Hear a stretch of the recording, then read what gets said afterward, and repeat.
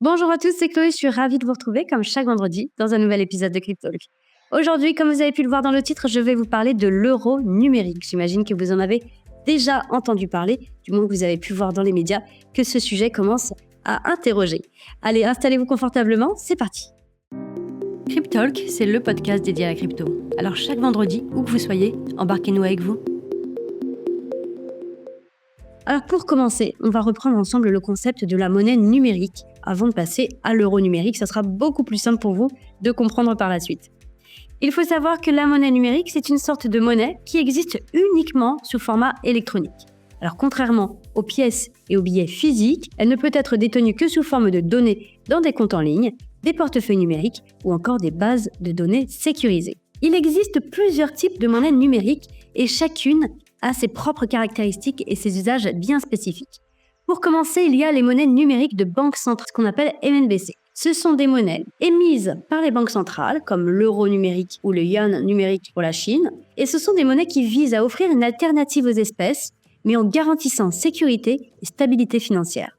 Et elles sont régulées et soutenues par l'État. Vous avez également les crypto-monnaies, forcément je devais vous en parler. Ce sont des monnaies numériques décentralisées, souvent basées sur la blockchain comme le Bitcoin ou encore Ethereum. Elles ne sont pas contrôlées par une autorité centrale et leur valeur fluctue selon l'offre et la demande. Les cryptos permettent des transactions rapides, mais sont sujettes à beaucoup de volatilité. On continue avec les stablecoins. Les stablecoins, ce sont des cryptos également, mais qui sont adossés à une monnaie ayant cours légal, comme l'euro C par exemple, adossé à l'euro. Les stablecoins, quant à eux, visent à limiter la volatilité des cryptos en garantissant une valeur stable. J'ai bien dit volontairement limiter la volatilité, car il y a quand même un peu de volatilité. Ne l'oublions pas. On va voir ensemble comment fonctionne la monnaie numérique. Les transactions peuvent être validées par une banque centrale, une blockchain ou encore un réseau privé. Elles peuvent être utilisées pour des paiements en ligne, des achats en magasin via QR code ou NFC, ou encore pour des transferts internationaux rapides. Alors, quels sont leurs avantages ? Pour commencer, la rapidité des transactions. Il faut savoir que ce sont des paiements quasi instantanés. Il y a également moins de coûts de transaction, moins de frais bancaires pour certaines monnaies numériques.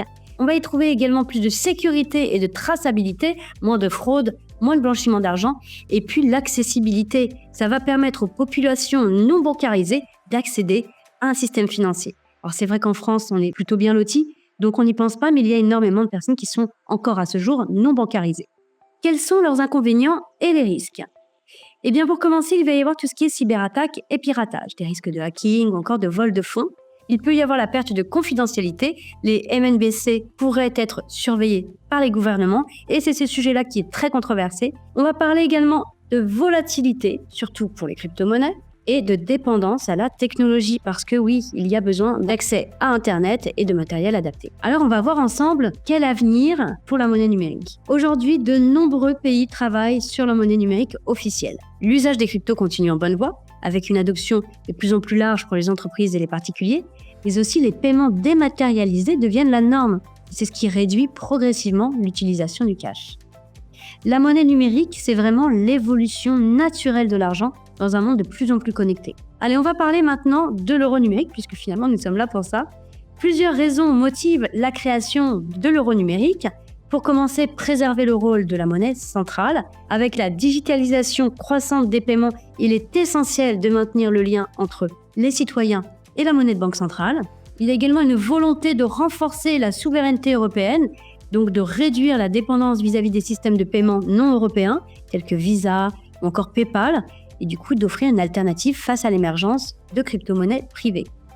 Et puis il y a également, je vous en ai parlé tout à l'heure, promouvoir l'inclusion financière, pouvoir offrir un accès universel à un moyen de paiement numérique, y compris pour toutes les populations non bancarisées. Alors, selon les propositions législatives de la Commission européenne et les orientations de la BCE, l'euro numérique pourrait, je parle bien en conditionnel parce que pour le moment ce n'est qu'un projet, pourrait fonctionner comme un portefeuille numérique utilisable par les particuliers et les entreprises pour toutes leurs transactions, à tout moment et dans toute la zone euro. L'euro numérique pourrait également coexister avec les moyens de paiement privés nationaux et internationaux déjà existants, tels que les cartes ou les applications. L'euro numérique pourrait être accessible en ligne et hors ligne, ce qui permettrait des paiements même sans connexion Internet. Et puis on parle également d'un haut niveau de confidentialité pour les utilisateurs. C'est encore un sujet qui est très controversé puisqu'il est difficile de garantir une confidentialité. le projet d'euro numérique a déjà franchi plusieurs grandes étapes. Rappelez-vous en 2021 avec le lancement de la phase d'investigation par la BCE pour explorer les différentes options de conception et de distribution. En 2023, 2 ans après, une phase de préparation qui inclut la finalisation du cadre réglementaire et la sélection des fournisseurs dans le but de développer l'infrastructure nécessaire. Et 2025, décision attendue de la BCE sur le lancement officiel de l'euro numérique. Ça sera en fonction des résultats des phases précédentes et de l'avancement du cadre législatif européen.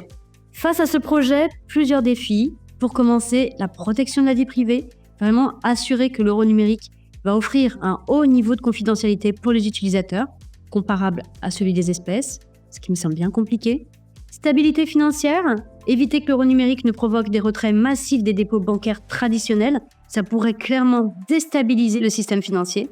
Et pour terminer, l'inclusion technologique, garantir que l'euro numérique sera accessible à tous, y compris aux personnes moins familières avec les technologies numériques. Voilà, pour terminer, donc l'euro numérique représente une réelle évolution majeure dans le paysage financier européen. Et s'il est mis en place avec succès, il pourrait vraiment offrir une alternative numérique sûre et efficace aux moyens de paiement actuels, tout en renforçant la souveraineté monétaire de l'Europe. L'euro numérique devrait être déployé à partir de 2027-2028. Le Comité européen de la protection des données, plus communément appelé la CNIL, invite vraiment la Banque centrale à concevoir un futur numérique qui apporterait des garanties similaires aux espèces. Les espèces, finalement, c'est le moyen de paiement le plus respectueux de la vie privée. Voilà, affaire à suivre, mais le respect de la vie privée, c'est vraiment un accès très très important dans cette future mise en place. Voilà, j'espère que ce podcast vous aura plu. N'hésitez pas à liker, partager et mettre en favori si vous êtes sur une plateforme de streaming. Il me reste à vous souhaiter un excellent week-end à tous. Moi, je vous retrouve vendredi prochain avec un nouveau sujet. En attendant, prenez soin de vous. Ciao, ciao.